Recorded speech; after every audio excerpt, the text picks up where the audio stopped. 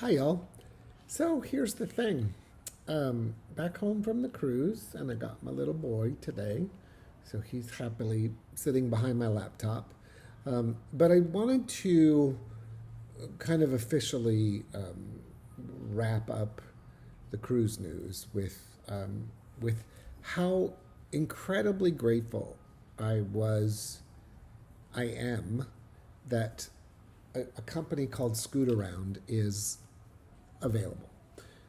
They delivered my scooter. Hi, Brav. Hi, here's a special guest star.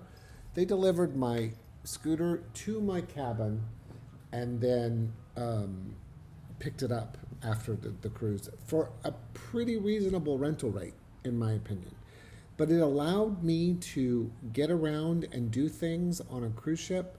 And y'all know I cruise a lot, but I had the last 5 cruises I've been on, I haven't left the ship because walking's too hard and it was too difficult.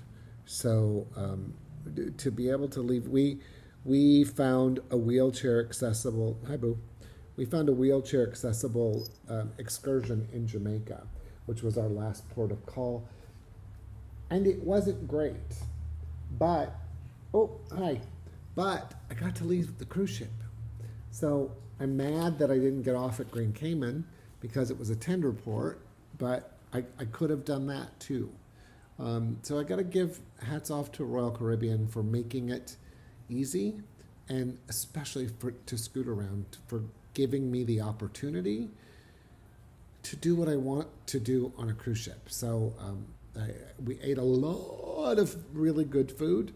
I lost a lot of money, which sucks, but it was it it will change the way I travel for the rest of my life because it was pretty brilliant.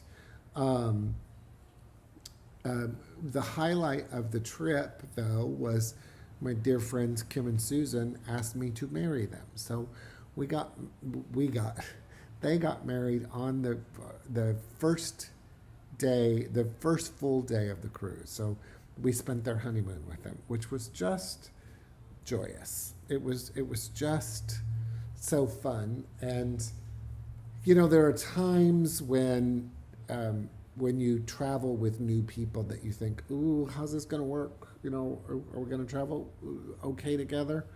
And they were great. Kim and Susan were great.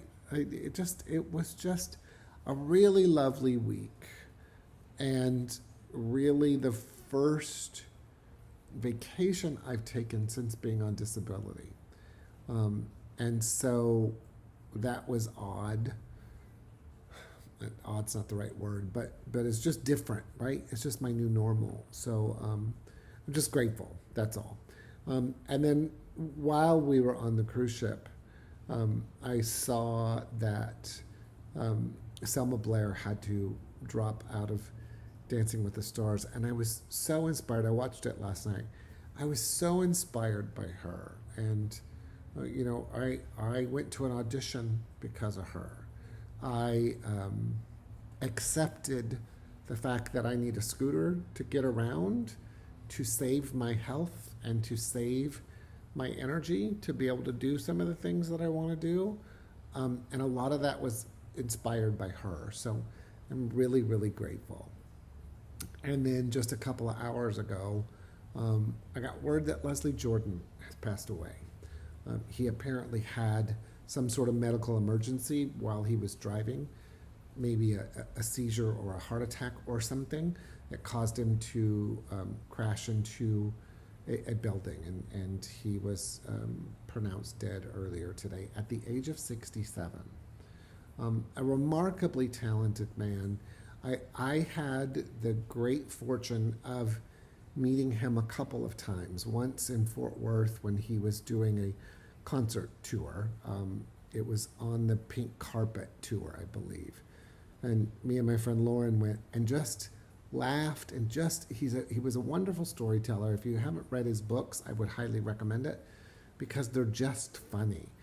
And then about 20 years ago, close to it at least, I was I was playing a featured role in the show, The Most Fabulous Story Ever Told, and he came to see it at Fort Worth Theater. I don't know why he was there, but he waited afterwards to talk to us.